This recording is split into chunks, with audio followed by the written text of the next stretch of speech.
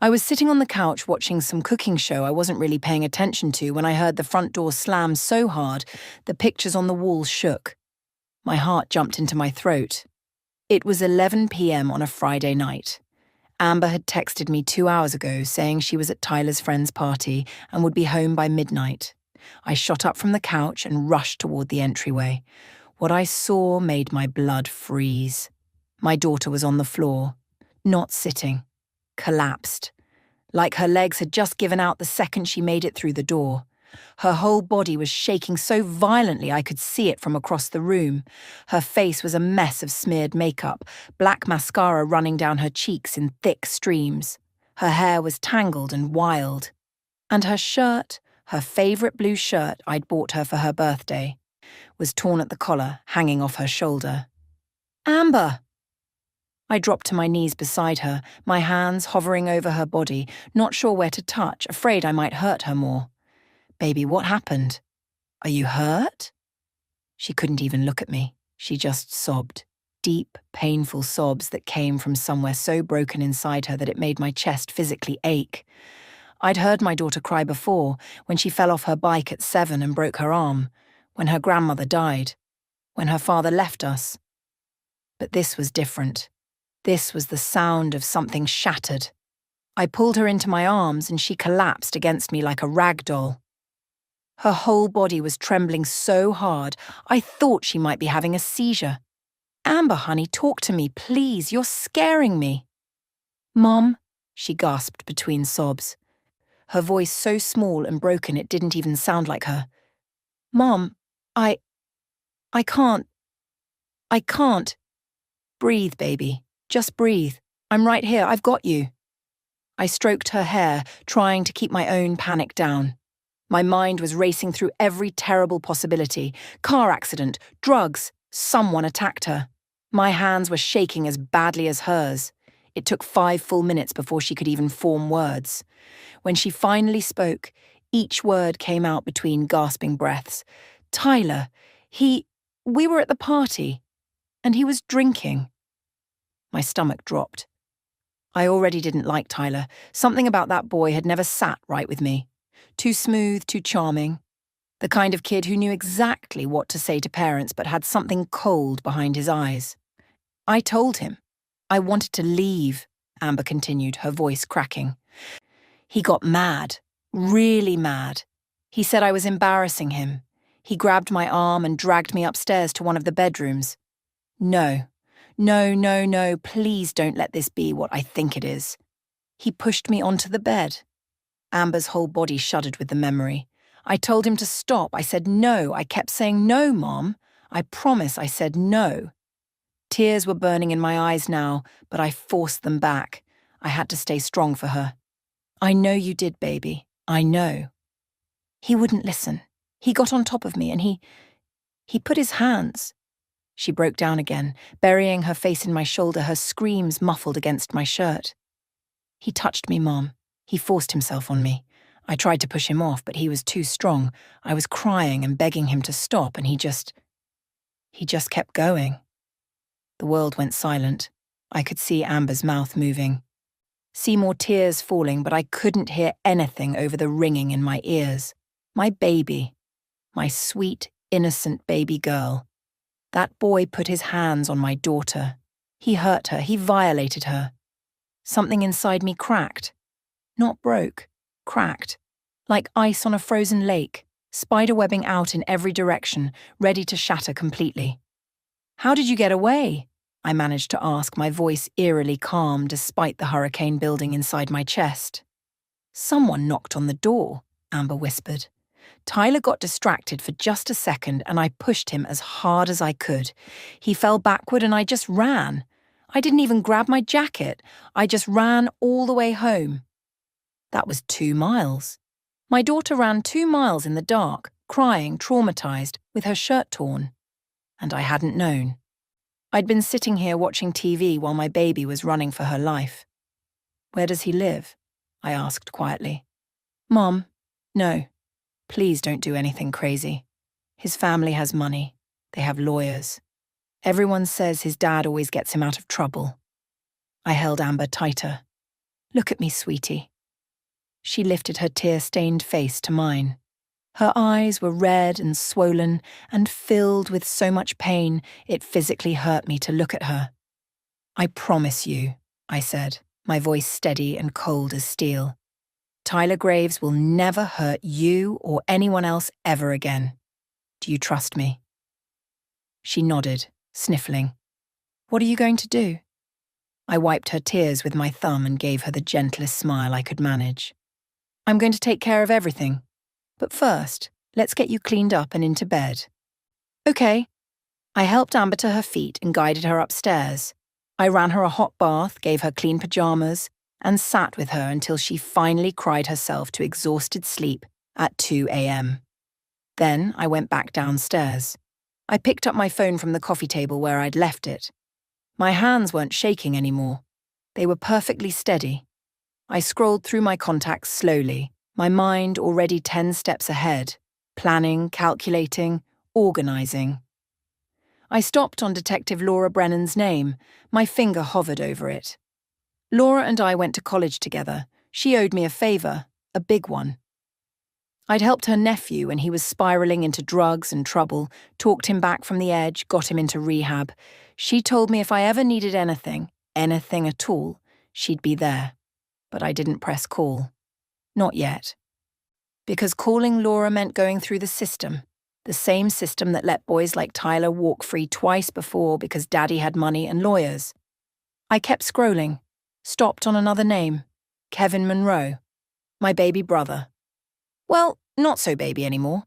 He was 35, owned a security company, and had connections I probably didn't want to know too much about. My finger hovered over his name. I thought about Amber upstairs, finally sleeping but probably having nightmares. I thought about that smug smile Tyler always wore. I thought about those 2 other girls whose cases mysteriously disappeared. A smile spread across my face. Not a happy smile. A cold, calculated smile. The smile of a mother who just decided that the justice system could wait. Because first, Tyler was going to learn a lesson he'd remember for the rest of his miserable life. I pressed call. Kevin answered on the second ring. His voice was groggy and confused. Trish, it's 2 a.m. Everything okay? No. My voice came out flat and hard. Everything is not okay. I need you to come over first thing in the morning, and I need you to bring your work tools. There was a pause. Kevin knew me well enough to know I didn't make dramatic late-night calls. What happened? Amber's boyfriend assaulted her tonight. And before you say anything, I'm not calling the police yet. I need your help with something else first. I'll be there at 7. His voice had shifted from sleepy to ice-cold alert. That kid's name is Tyler, right? Tyler Graves? Yes. I'll bring everything I have. He hung up without saying goodbye. That was Kevin. Man of action, not words. I didn't sleep the rest of the night. I sat at my kitchen table with my laptop, searching everything I could find about Tyler Graves and his family. His father, Richard Graves, was a corporate lawyer at one of the biggest firms in the state. His mother, Patricia Graves, sat on the board of 3 charities and threw fundraiser galas. They looked perfect in every photo. Smiling, polished, powerful. But I knew how to dig deeper. Years of being a high school counselor taught me where troubled kids came from, and more importantly, how to find the truth hidden behind perfect family portraits. At exactly 7 a.m., my doorbell rang. I opened it to find Kevin standing there with a thick manila folder under his arm and a laptop bag over his shoulder. His jaw was clenched tight, and I could see the anger radiating off him in waves. Is she okay? He asked, stepping inside. She's asleep, cried for hours. Kevin, it was bad. Tell me everything. I did. Every detail Amber had told me. By the time I finished, Kevin's hands were balled into fists so tight his knuckles had gone white. I'm going to kill him. No, you're not, because that would put you in jail and me without my brother. We're going to be smarter than that. Kevin took a long breath, forcing himself to calm down. This was why I called him instead of handling it alone. He had the resources I needed, but I had the strategy. Together we were dangerous. Show me what you brought. I said. He opened the folder on my kitchen table. Inside were printed pages with Tyler's address, his work schedule at some gym across town, photos of his car, and even screenshots of his social media accounts. How did you get all this in 5 hours? I didn't sleep either. Made some calls. One of my guys is a tech specialist. We pulled everything we could find legally. He paused. And maybe a few things that weren't exactly legal, but nothing that can be traced back to us. I flipped through the pages, my counselor brain automatically organizing the information. Tyler worked Tuesday through Saturday at Elite Fitness from noon to 8 p.m. He drove a black Mustang his parents bought him for his birthday. He posted constantly on social media, mostly showing off at the gym or partying with friends. Then I saw something that made my blood run cold. Kevin had printed out screenshots from a private chat group Tyler was part of. Messages from months ago. Tyler bragging about hooking up with girls, crude, disgusting descriptions that made my stomach turn. And then 2 separate conversations where other guys in the chat asked him about rumors they'd heard. Dude, didn't some girl accuse you of something last year? Tyler's response, yeah, but my dad's lawyer handled it. She had no proof, just her word against mine. Another message from 3 months later. Bro, I heard another chick tried to press charges. Tyler. Same thing. Dad paid her family off. All these girls are just clout chasers looking for attention. I read those messages 3 times, my hands shaking with rage. He's done this before, twice, and his family made it go away. That's not all, Kevin said quietly. He opened his laptop and pulled up a document. I had my guy do some deep searching. Found sealed court records, or at least references to them. 2 girls. One was named Jennifer Marsh, 16 at the time, filed a complaint 18 months ago. Case dismissed after the family suddenly dropped it. Second girl, Ashley Chen, 17, filed 8 months ago. Also dismissed when she refused to testify. They scared these girls into silence. Or paid them. Rich families do that. Make the problem disappear with money and threats. I stood up and paced my kitchen, my mind racing. The system failed them. If we go through normal channels, the same thing will happen to Amber. His family will hire expensive lawyers, drag her through hell, make her look like a liar, and he'll walk away clean. So what do you want to do? I stopped pacing and looked at my brother. I want to find those girls. I want their stories. I want Tyler to confess to everything he's done.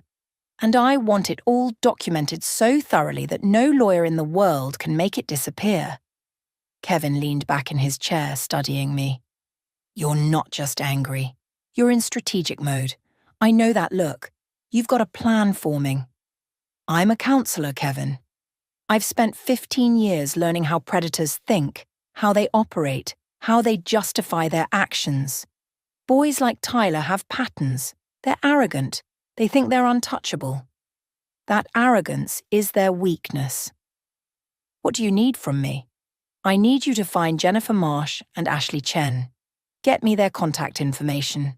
I need to talk to them personally, and I need surveillance on Tyler. I want to know everywhere he goes, everyone he talks to, everything he does.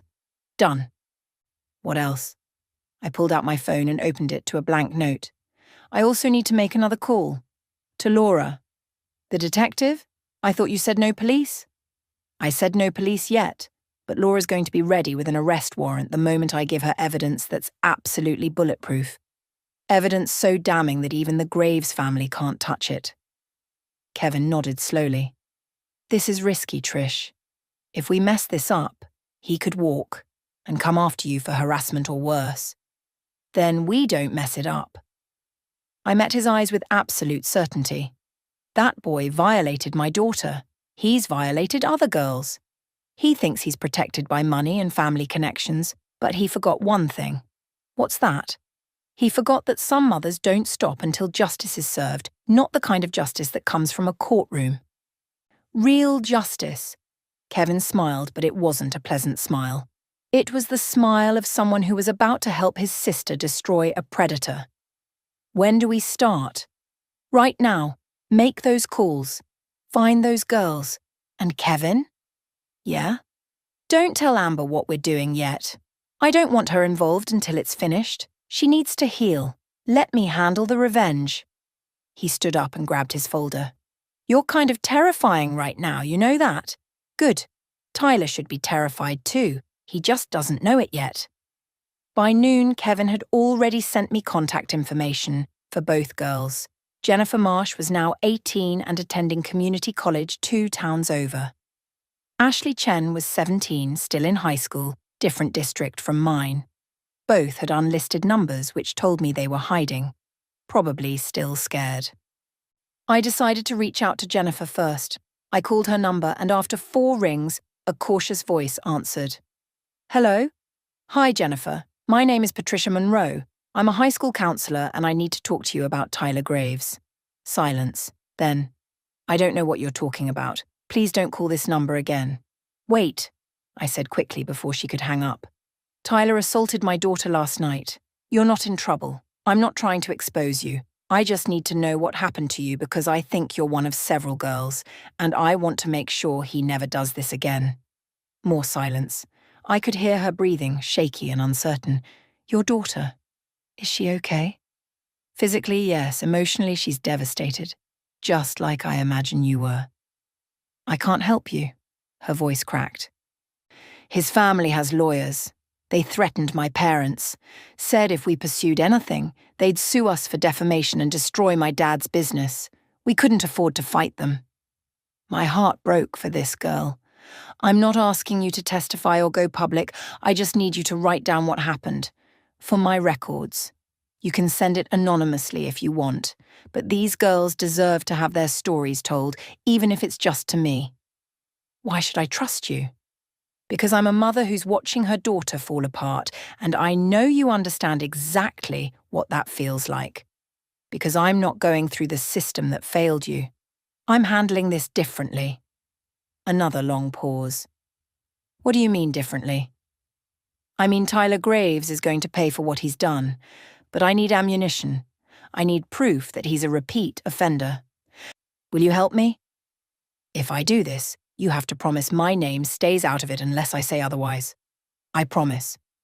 Okay, I'll write it down and email it to you, but Mrs. Monroe, be careful. His family is powerful. They've made problems disappear before. They can't make me disappear. I hung up and immediately dialed Ashley's number. This conversation was harder. Ashley was still a minor, still living at home, and when I explained who I was and why I was calling, she started crying immediately. Her mother grabbed the phone and demanded to know what I wanted. I had to use every counseling skill I had to calm her down and explain that I wasn't a lawyer or reporter. I was just a mother trying to protect her daughter and others. Finally, Ashley's mother agreed to let her daughter write a statement, but only if I guaranteed their anonymity. I gave my word. By 3 p.m., I had both statements in my email. Reading them made me physically ill. Jennifer's assault happened at a house party, almost identical to what happened to Amber. Ashley's was worse. Tyler had taken her on a date, driven her to a secluded area, and attacked her in his car. Both girls described the same pattern. Charming at first, then controlling, then violent when they resisted. I printed the statements and added them to the growing folder of evidence, but it still wasn't enough. Written statements could be dismissed as hearsay or coordinated lies. I needed something more concrete, something irrefutable. That's when the idea hit me. I opened my laptop and went to a stock photo website. I found a picture of an attractive young woman, maybe 20 years old, with long dark hair and a bright smile. I downloaded it and created a fake social media profile. Name: Brooke Williams. Age: 21. College student. Interests: fitness, parties, fashion. Then I started building her online presence. A few generic posts about coffee and studying. Some shared memes. A handful of photos from the stock website showing Brooke at various locations. Nothing too elaborate, just enough to look real at first glance. By 6 p.m., Brooke Williams looked like a real person. Now came the dangerous part. I found Tyler's social media profile. He accepted friend requests from everyone, typical of someone who measured their worth in follower counts. I sent him a request from Brooke's account and waited. 15 minutes later, he accepted. Within 30 seconds, he sent a message. "Hey, beautiful. Don't think we've met before. You from around here?" My stomach turned at how quickly he took the bait, but I forced myself to respond as Brooke. "Hey, yeah, I just moved here for school. Your profile popped up and I thought you seemed cool." "Definitely cool. You should come hang out sometime." I spent the next 2 hours messaging back and forth with him, playing the role of flirty, interested Brooke. Tyler ate it up. He sent shirtless gym photos. He bragged about his car. He talked about parties he went to. And slowly, carefully, I steered the conversation toward relationships. "So are you seeing anyone?" Brooke asked. "Nah, just got out of something. Girl was too clingy, you know." Too clingy. That's what he called Amber after what he did to her. My hands clenched on the keyboard, but I kept typing as Brooke. "Oh yeah, I totally get that. Some girls are so dramatic. Exactly, like we hooked up once and she acted like I did something wrong. So annoying." There it was. A confession, casual and careless, because he thought he was talking to someone who'd take his side. I screenshot the conversation and saved it. Over the next 3 days, I continued messaging Tyler as Brooke. He became more comfortable, more vulgar, more honest. He sent inappropriate pictures. He made crude comments about girls' bodies. He even mentioned the previous accusations, laughing them off as crazy exes trying to get attention. Every message was screenshot and saved, every confession documented. But I needed more than messages. I needed him on video, admitting everything, in a situation he couldn't deny or explain away. On Wednesday evening, I called Kevin. "I need you to set something up for me. Friday night. Tyler thinks he's meeting a girl. I need cameras in a vehicle, hidden, recording everything." "What are you planning?" "I'm planning to give Tyler enough rope to hang himself." "Can you do it?" "I can have a full surveillance van ready. Audio, video, everything. But Trish, if you're going to confront him, you need backup. You'll be there. And I need you to bring 2 of your guys. People who know how to stay quiet and look intimidating." "Done. What should I tell them?" "Tell them we're catching a predator." That night, I sat Amber down on the couch. She'd been quiet all week, barely eating, barely sleeping. She looked up at me with hollow eyes. "Mum, are we going to the police?" I took her hands in mine. "Yes, baby, but not yet. First, I need you to trust me." "Can you do that?" "What are you doing?" "I'm making sure Tyler can never hurt anyone again. By Friday night, he's going to confess to everything he did, and it's going to be recorded. And then, Detective Laura is going to arrest him with so much evidence that his family's lawyers won't be able to save him." Amber's eyes widened. "How?" I smiled. That same cold smile from the night she came home crying. Because bad men always think they're smarter than everyone else. Tyler thinks he got away with it. He thinks he's safe, but he's about to walk right into a trap, and he won't even see it coming until it's too late. What if something goes wrong? Nothing will go wrong, I promise. That night, I sent Tyler a message as Brooke. "Hey, I'm free Friday night. Want to finally meet up?" His response came within seconds. "Hell yeah." "Where?" "There's a bar called Murphy's on State Street. Meet me in the parking lot at 9. I'll be in a black SUV in the back. We can talk somewhere private before we go inside." "Sounds perfect. Can't wait to see you, gorgeous." I stared at his message, my jaw clenched. "Can't wait to see you too, Tyler. You have no idea what's waiting for you." Friday night felt like it took forever to arrive. I spent the entire day preparing, going over every detail with Kevin a dozen times. Amber stayed home from school, still too fragile to face her classmates. I made her favorite breakfast and promised her that by tomorrow morning everything would be different. At 7 p.m., Kevin pulled up in a black SUV with tinted windows. It looked exactly like something a college girl might borrow from her parents. Perfect and unsuspicious. He'd mounted tiny cameras in the ceiling panels, completely invisible unless you knew exactly where to look. Audio recording equipment was hidden in the dashboard. Everything would be captured in high definition. "You sure about this?" Kevin asked, as I climbed into the passenger seat to test the setup. "I've never been more sure of anything in my life." Two of Kevin's security guys, both former military with the kind of presence that made people nervous just looking at them, arrived at 8. Their names were Marcus and Tony. Big guys, arms covered in tattoos, faces that looked like they'd seen things most people couldn't imagine. They climbed into the back seats without saying much. At 8:30, we drove to Murphy's Bar. The parking lot was half full. Mostly cars belonging to people inside drinking away their Friday night problems. We parked in the back corner, exactly where I'd told Tyler to meet Brooke. Kevin killed the engine and turned on the recording equipment. Red lights blinked on the dashboard, invisible to anyone who didn't know what to look for. "Cameras are rolling," Kevin said quietly. "Audio is hot. Whatever happens in this vehicle is being recorded from 4 different angles." My phone buzzed. A text from Tyler to Brooke's number. "On my way. Be there in 5. My heart started pounding. Not from fear, from anticipation. This boy had hurt my daughter. He'd hurt other girls. He thought he was untouchable. In 5 minutes, his entire world was going to collapse. "Everyone remember the plan?" I said, turning to look at Marcus and Tony in the back. "You don't say anything unless he tries to run or gets violent. You're just here to make him understand he's not in control." They both nodded. Men of few words. Just like Kevin. At exactly 9 p.m., headlights swept across the parking lot. A black Mustang pulled in, music thumping from expensive speakers. Tyler. He parked 3 spaces away, checked himself in the rearview mirror, ran his fingers through his hair like he was preparing for a date. The arrogance made me sick. He stepped out of his car wearing tight jeans and a fitted shirt that showed off his gym muscles. Cologne so strong I could smell it from inside our vehicle. He looked around the parking lot, spotted our black SUV and smiled, that same cocky smile I'd seen 100 times when he picked up Amber.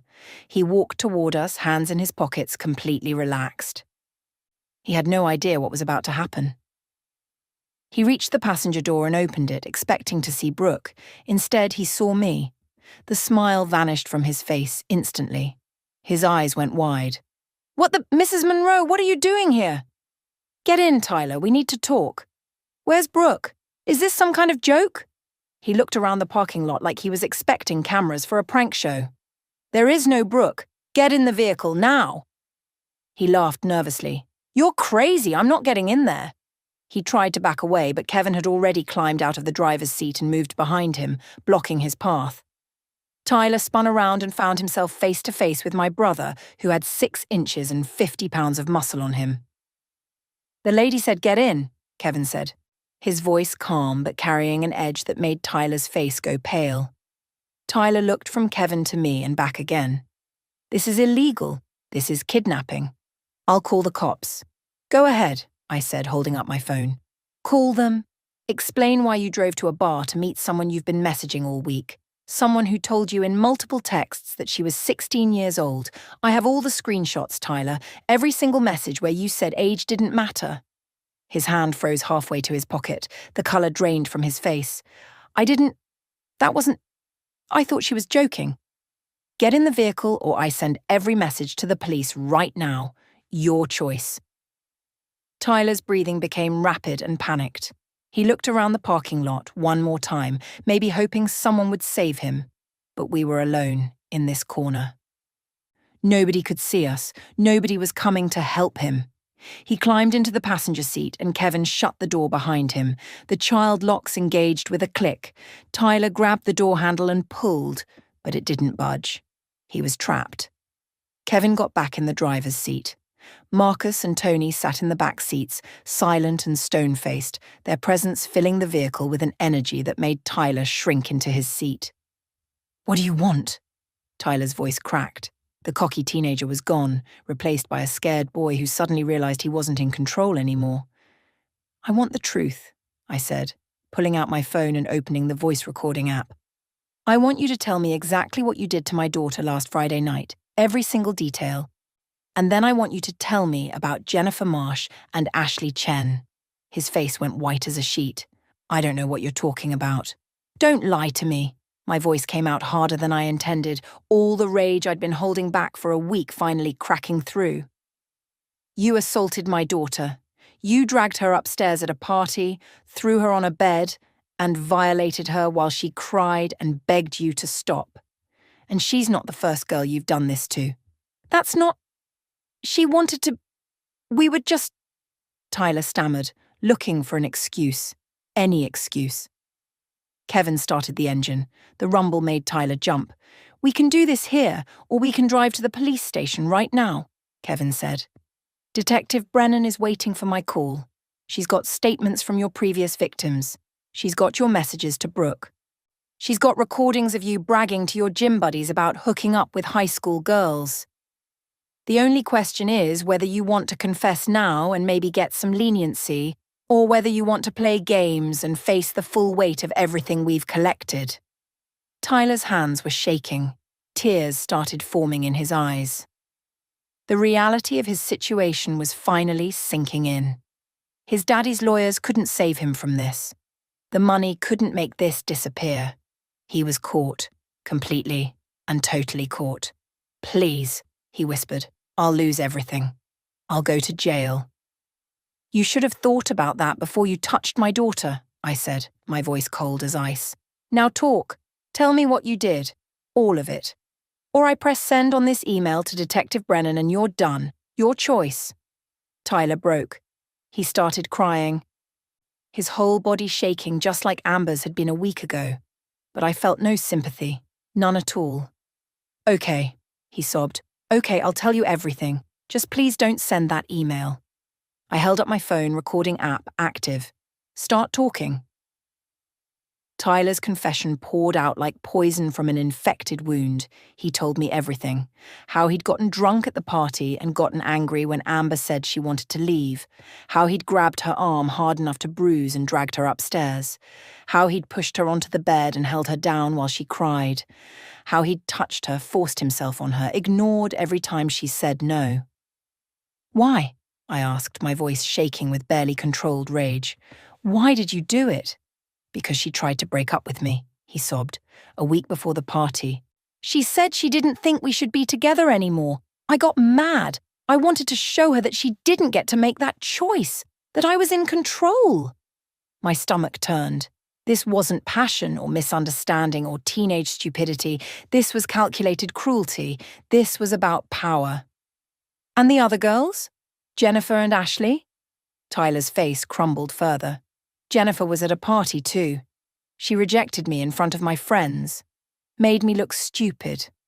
So later that night, I got her alone and I did the same thing. Ashley was different. She kept talking about wanting to wait, about not being ready. It annoyed me. So on our third date, I took her somewhere private and I didn't wait. And you thought you could get away with it because Daddy's a lawyer. He always fixed things before, Tyler whispered. He made their families go away. Paid them off, or scared them. He told me as long as there was no proof, it was just their word against mine. I wanted to reach across and strangle him. Instead, I stopped the recording and saved it to 3 different locations. Cloud storage, email to myself, and a backup drive Kevin handed me. You're going to turn yourself in tomorrow morning, I said, my voice deadly calm. You're going to plead guilty to everything. If you don't, this recording goes public. Your family, your friends, everyone in this town will know exactly what kind of monster you are. My life is over, Tyler sobbed. Good, I said without a shred of sympathy. Get out. Kevin unlocked the doors. Tyler stumbled out of the SUV and fell to his knees on the pavement, crying like a child. We drove away, leaving him there in the parking lot, broken and pathetic. The moment we turned onto the main road, I pulled out my phone and texted Detective Laura. I have everything. Come to my house tomorrow at 8 a.m. Bring the warrant. Her response came immediately. I'll be there. That night, I slept better than I had in a week. Saturday morning at 8 a.m. sharp, Detective Laura arrived with 2 uniformed officers. I'd already made coffee and laid out everything on my dining room table. The recordings, the screenshots, the statements from Jennifer and Ashley, the video footage from the SUV, documentation of Tyler's pattern of abuse. Laura sat down and spent 45 minutes reviewing everything. She listened to Tyler's confession twice, her expression growing darker each time. When she finally looked up at me, her eyes were hard as steel. "This is more than enough," she said. "We'll arrest him within the hour." "His family will try to make it go away," I warned. "Not this time. Attempted solicitation of a minor through electronic communication is a federal offense. The fake profile messages seal his fate. Even if his family's lawyers get creative with the assault charges, they can't touch the federal charge. He's done." At 10 a.m., police cars pulled up to the Graves family mansion. I watched the news coverage from my living room with Amber beside me. Tyler's parents answered the door in their expensive robes, immediately demanding to speak with their lawyer. But when Laura played 30 seconds of Tyler's confession, even his father went silent. Tyler was arrested on charges of multiple counts of sexual assault, attempted solicitation of a minor, and conspiracy to obstruct justice. The news spread through our town like wildfire. By noon, it was the top story on every local channel. By evening, Jennifer and Ashley both called me. They'd seen the news. They were crying, but this time with relief. "You did it," Jennifer said. "You actually did it." "We did it," I corrected her. "Your statements helped build the case. Your courage helped take him down." Within days, 3 more girls came forward with their own stories about Tyler. Girls who'd been too scared before but now saw that someone had finally stood up to him and won. The case against Tyler grew stronger with each testimony. His lawyer tried everything. Argued the confession was coerced, claimed the fake profile was entrapment, demanded the evidence be thrown out. But the federal charge stuck. The pattern of abuse was undeniable. And Tyler's own words, recorded in crystal-clear audio, buried him. 6 weeks later, faced with overwhelming evidence and the threat of a very public trial, Tyler took a plea deal. 8 years in prison with mandatory registration as a sex offender for life. His college prospects vanished. His perfect future evaporated. His family's reputation crumbled. The day his sentencing was announced, Amber and I were sitting in our kitchen making dinner together. She'd started therapy and was slowly healing. She was laughing again, making plans for college, talking about becoming a counselor like me so she could help other survivors. "Mom," she said, pausing while chopping vegetables, "that night I came home crying. I saw you smile. Why did you smile?" I set down my knife and looked at my daughter. "Because the moment you told me what he did, I already knew exactly how I was going to destroy him. I smiled because he'd already lost. He just didn't know it yet." Amber hugged me tightly. "Thank you for fighting for me. Always, baby. Always." 2 weeks later, a letter arrived in the mail. It was from Ashley. She was applying to colleges now, studying criminal justice. She wanted to become a prosecutor to help girls like us. "You gave me my voice back," she wrote. "You showed me that justice is possible. You changed my life." I pinned that letter to my refrigerator next to a photo of Amber smiling. Every morning I looked at it and remembered that sometimes the system fails. Sometimes justice doesn't come from courtrooms and lawyers. Sometimes it comes from a mother who refuses to let her daughter become another forgotten victim. Tyler learned his lesson. Every day in his prison cell, wearing his orange jumpsuit, facing the consequences of his actions for the first time in his privileged life. He'd messed with the wrong girl and forgotten the most important rule. Never underestimate a mother's love, and never underestimate her revenge.